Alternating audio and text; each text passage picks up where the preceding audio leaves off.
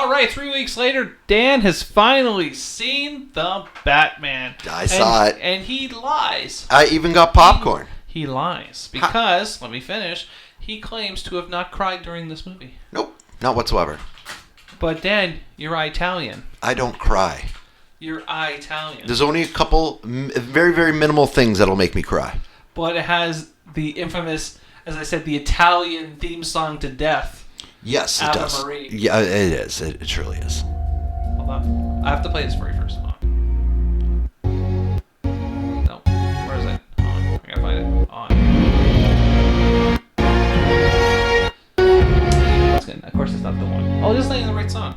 Oh, okay. Hold on. No. I gotta find it now. What do you do? What are you getting? Here it at? is. Hold on.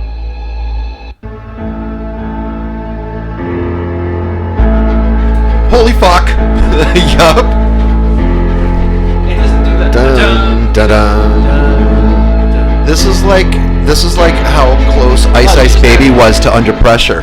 You just got super mind blown. Yeah, totally. There's literally brain matter Totally. all over. Everything. Maybe that's the reason why I like that movie, because they play the Imperial match, not march. Match. Imperial match? It's the Imperial match. I have never heard of this Imperial match. Is this a new song? It's the Imperial match. I've never heard of it. Explain this to me. Well, no, it's like just changing one little slight thing, just like how Vanilla Ice changed one little slight thing to try to get away from Under Pressure, but still Under Pressure. Better song. Oh, because of Vanilla Ice changed like one thing. Yeah. Or do do do do do do do do. Hold on. I think that's all you hear now. Yeah. It's like it takes out two notes. Yeah. So it takes out the dun dun, leaves it to one, and then instead of having the other one go dun dun dun, back up, takes out two of those notes that would make it The Empire Strikes Back. Who was the composer? Michael Garriaccio. He's clearly a relative of yours. Clearly a relative? Well, he's got a vowel. Because all eye ties are equal. All eye ties are related. He could be. Maybe. He's done film scores for The Incredibles, Lost World, Jurassic Park. Wow, he's been around. He's 54 and he's done a lot. Maybe he's out of ideas, which is why he stole Star Wars Imperial March. I'm trying to see if he's got a credit in Star Wars, because I have a feeling that he helped out John Williams, maybe for 5 minutes. Maybe. I don't think he was around for Empire Strikes Back. He's a little too young for that. God damn it! This should have been a one. Roguno. He was in Roguno. He did Roguno. Oh. But Roguno had its own soundtrack, though. It did. Oh, that's funny. So is this our official Batman review show? I'm just saying, this is a review show. This is a review show. Because we've been waiting for weeks. So because I finally saw it. I'm still checking to make sure there's any Star Wars here. It just seems to be Roguno. But he has done a lot. Like, this is a lot of creds. Now, a list of maybe 75 to 100 creds here. Getting into the Batman, I honestly think you liked it more than I did. I find that the reason why I liked it so much is the reason why people should like it, and they're all upset that it was different. Because it's not a superhero movie. It's never supposed to be. My favorite thing about the Batman movie is that it's not a superhero movie. Absolutely. Even with the gadgets and everything, there wasn't really much other than the contacts. There wasn't really that much. There really wasn't. Are we going to give spoilers out in this?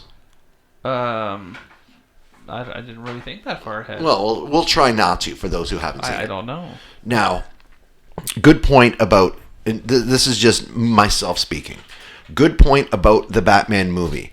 The way that they built the villain to make it seem like this could be an actual villain. Hold on. Make it official. Oh. Spoiler alert. I thought it was going to... You know what? I'm upset. Hold on. I was kind of hoping... That's like a torpedo is coming at the submarine. Yeah. There you go. There you go. Spoiler alert! For our fans. Spoiler alert! Okay, so... Spoiler alert. Spoiler alert! Wow. Okay, we're just going to rosebud this. There may be some spoilers coming up ahead. Okay, so first thing I want to talk about Yes. is let's talk about Riddler. Yes. You take a character, I wouldn't say he's the laughing stock of the DCU. I would say Clock King is, or there's Condiment Man, real thing. Real thing. Can't make all of this up. All real things. Those are laughing stocks. But when you grew up with the Riddler and the 66 Batman, the animated films. The and Jim then Carrey. You got the Jim Carrey version. Yeah. He was a very comical character. That you're like, all this kind of likes to do is walk around and fucking tell riddles. Who gives a fuck about that guy? Mm-hmm. But then when you see Paul Dano's version of the Riddler, you're like, what the fuck? They made it menacing and they made it psychological, and that is the strongest point, in my opinion, to the Batman movie. I agree. I think that they did a lot of research on serial killers and stuff to that effect. Yes. It reminds me of the show that Amanda got me to watch. Unfortunately, it was canceled. Very upsetting. It was called Mindhunters. It was about how the FBI's early days and when they were learning how to profile. Mm-hmm. And how they visited like Manson and all stuff to that effect. He reminds me of the one guy, and I don't remember his name for the life of me, but the way how the character was, he didn't see what he was doing was wrong. He looked at it as a necessary evil to make things better.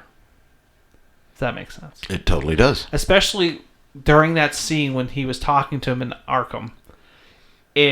For the entire majority of the conversation, his character believed that he was doing things right by the Batman. Yeah, that they were playing out as it should play out. Yeah. Mm-hmm. And once he came to that realization that no, Batman's not. But the problem is that in that early stage of the Batman's career, he didn't have a moral compass or anything to that, but he just didn't kill. But, I mean, he didn't really have direction. Does that make sense? And that's maybe why those lines were blurred with that character being involved with Riddler. However, I will riot, and I mean this. I will riot if Colin Farrell does not get an award.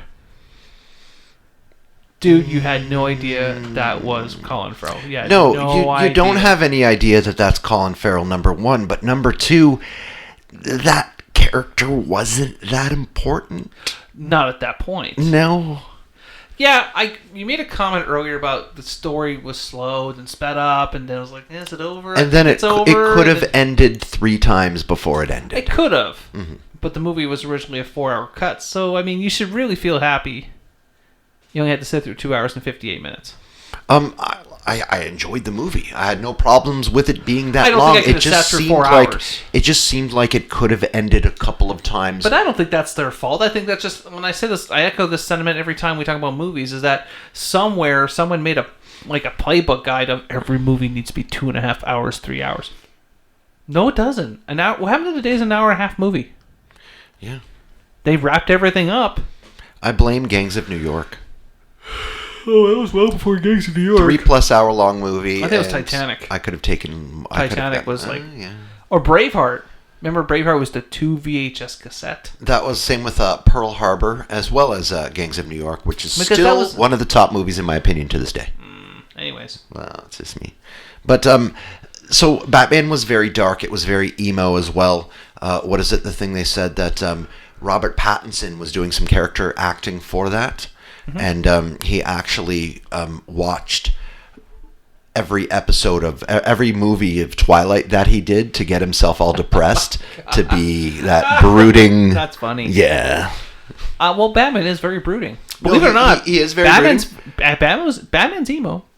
Yes, he is emo, but he is. But in this movie, he's Tobey Maguire, Spider-Man 3 emo. Awkward. But it worked. I think what people were upset about is that they expected the billionaire playboy Bruce Wayne philanthropist. You know what I mean? He just had money and he had women all the time. Whereas this Batman, you're like, not really. But, okay, so Batman fanboys is kind of like Star Wars fanboys. If they did it like Toxic. that, well, you just did the same thing over. You do something different. You did something different. You changed it. This is the... There's too much CGI in this movie. This is the Star They Wars... can breathe underwater. This is Star Wars 7, 8, and 9. Well, you should have done this. And then There when was they do that, you positives shouldn't have done this. I wouldn't say that I am toxic, but there was some positives from the last trilogy. There was a lot of negatives, too. Yeah, but you didn't like the second one. Which second one? No, I was talking Star Wars, right? Which one are you referring to? The final? No, not the final. Last Jedi? Yeah. Like, that was the second one, middle one, right? Middle. No way. I mean, I actually think the fucking lightsaber battle in that fucking movie was insane. I thought it was one of the greatest ones. Short of the Duel of Fates. Yeah. Did you watch that trailer, by the way? No. I sent it to you. I don't think I did. Obi-Wan Kenobi? Oh, yeah, the Obi-Wan Kenobi trailer, yeah. Did you get goosebumps? I did. Duel of Fates kicks on you? Like, I totally did because I think that's going to be the best of all the Disney Star Wars You only get series. one season of it, but you better enjoy it. I'm going to enjoy it. But, okay, back to Batman. I don't want to get too far off track there. But I found that Pattinson's Batman, to the comic... When I left comic books for many years. I came back in when Droids Canada got really popular again because... You know, it was a cool thing to read comics. So I was like, I haven't read a Batman comic forever. So I came back during a run called the DC 52 where they kind of re-explored the origins of Batman and blah, blah, blah, blah, blah. And I felt more of a connection to Robert Pattinson's version of Bruce Wayne than I did in the other ones. Because you took them for granted, the other ones. He's a billionaire. You buy whatever you want or whatever, you know. And then you'll have that moment in like every series. I look back at my parents and I'm reminded why you didn't. I felt I didn't get that from Pattinson's Bruce Wayne. He was broken, like he was straight up broken. You totally get that it's a broken, fucked up. But it wasn't like I'm faking it. He's like, no, I'm not faking it. I'm fucking broken. Like I am fucked, and I like that because it's different than everything we've seen on screen when it comes to Batman. But what was your feeling on Catwoman? To me, that is the closest portrayal of Catwoman to exist at this point. Really? Yes, absolutely. Like, I mean, I remember looking at a man and said, I have never felt this attracted to Zoe Kravitz before in my entire life until this movie. She hit it, like, hit the checkpoints all the way down. That's like that one line she said, I have a thing for strays. That was stupid. But, I mean, realistically, though, she's not Catwoman yet.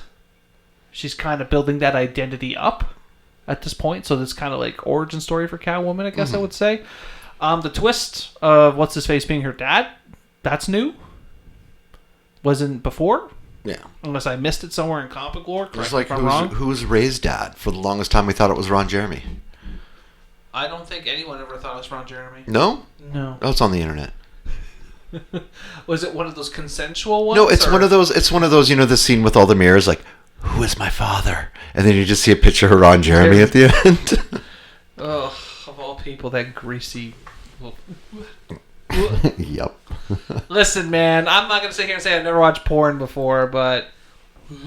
No, with the Batman, I do appreciate how they set it up at the end, the very, very end, when they set up with this character that you know is going to be the Joker with, after the Riddler is all distraught now because his plan didn't go the way that he wanted to, even though after all this destruction, now he's locked up right next to the Joker so they can chat and they can compare notes. Yeah, that is a good setup for what is to come, provided they do a next movie. If they're going to do a next movie, I think they'll do a next movie because this one did fairly well. Oh yeah, they're totally they've already come out and said the sequel, Arkham Asylum, will be coming out. So that's why Joker is already there. Which is very curious. I don't know why there has to be a rush to have Joker. I don't know why there needs to be. And I'm probably one of the biggest Joker fans that you probably know. Okay, so having a standalone Superman without Lex Luthor? Gives you time to build. Yeah, it gives you time to build, but you had the build with your first one. How many movies is a series going to go? Is it going to go trilogy? Is it going to go 18 movies to build it? I think originally Man of Steel was going to be a trilogy. I think it was going that way. I think casting Jesse Eisenberg as Luthor was a big strikeout. Especially when you had Hackman, kind of set the tone. You have the names, though. And then you have... And he was a big name. And then you have Kevin Spacey that was there for a cup of coffee, but really it was Kevin Spacey, and it was good. And yeah, you got to have the names. You know, but the industry must always learn, just because your name doesn't mean you're going to work. Like, look at... I'm going to take heat for it. Michael Clark Duncan. Somewhere. Kingpin? Someone had... Absolutely. Yeah. It was a horrible idea. But they changed his race, which is not the end of the world. I don't give a shit about that. No, who cares but about they took a guy who has okay acting ability, argue if you want, and put him as an iconic character that would set the fold for many Marvel franchises. If Daredevil turned out, you would have seen multiple different spin-offs. You saw Elektra, no one talks about it. But you may have seen, like, Luke Cage. You may have seen... I kind of liked his version of Kingpin. Don't hate You me. did? Yeah, don't hate me. I hated it. Just because he was so imposing. Well, yes, okay, size, I'm not going to argue that. He was a big dude. But Vincent D'Onofrio, come on. Big dude with a deep voice with, like commands the room when he comes in. So does Vincent D'Onofrio. He's nowhere near that size. No, I know, but I still like... I don't know. I think he was a good Kingpin. Only because he crushed that guy's head with a car door. Yes, while he was giving when the tides come in, all boats must rise. Boom! He was giving that talk when he's doing that, and it just reminds me of work, and I love that. So, is there any negatives maybe you got out of the Batman movie? Okay, so it was the darkest of all the Batman. Absolutely. Wayne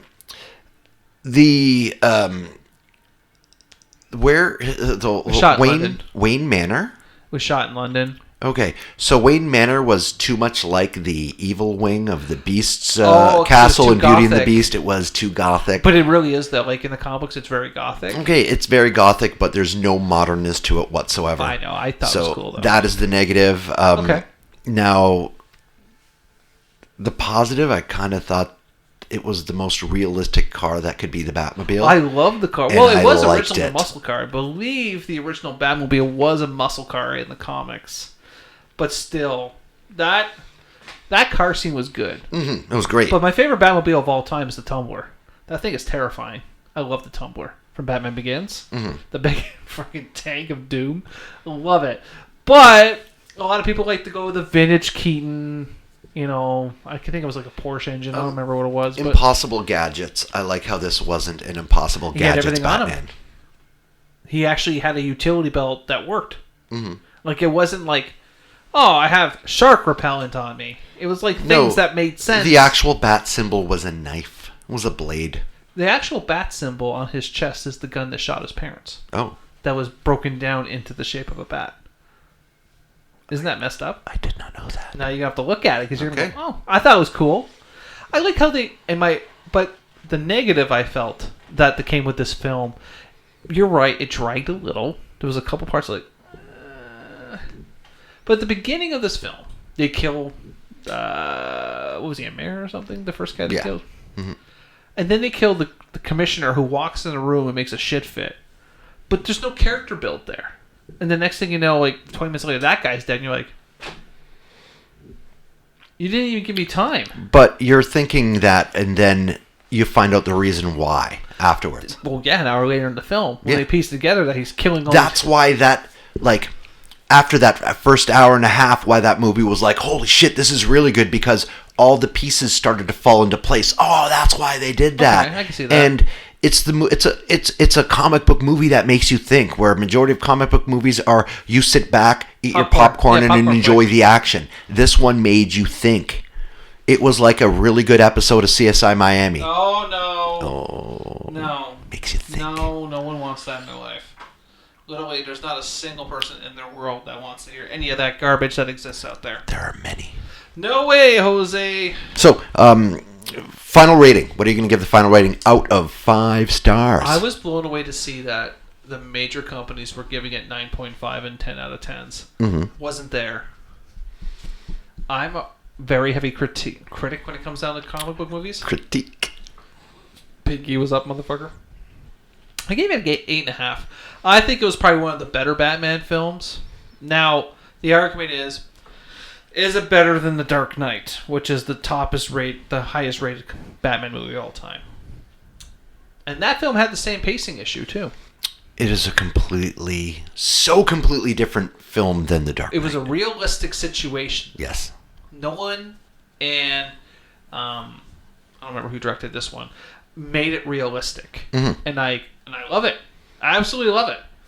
But I find that you got what you wanted with The Dark Knight. Whereas this one, you're in the first film. So this is the Batman Begins equivalent. Like, the first Batman Begins, you didn't get what you wanted. You got a story to set up the rest of the movies. So it's hard to say this is better than that. Whereas Dark Knight, when you got to that one, what characters did you get? I mean, you got the cream of the crop Joker character. Mm-hmm. You got the one you absolutely wanted. I don't remember who the other villain was in that movie for the life of me. Right? Now, here's the thing. When the Joker character was on, you're like, fuck yeah, this is awesome. For what? Okay, the Batman? for Heath Ledger's Joker. Okay, yeah. Now, did this Riddler character make you at any time feel uncomfortable? Absolutely. Exactly. Which is why I think that villain portrayal, I've always said, Batman movies are powered by who the villain is. Yep. And this villain made you uncomfortable. Absolutely. And that is why I'm going to have to say this one is better than Dark Knight. Well, that's it for this week, guys. Dan needs to go home and eat dinner, I'm told. Steaks. So that's it. All right, Dan. Bye-bye.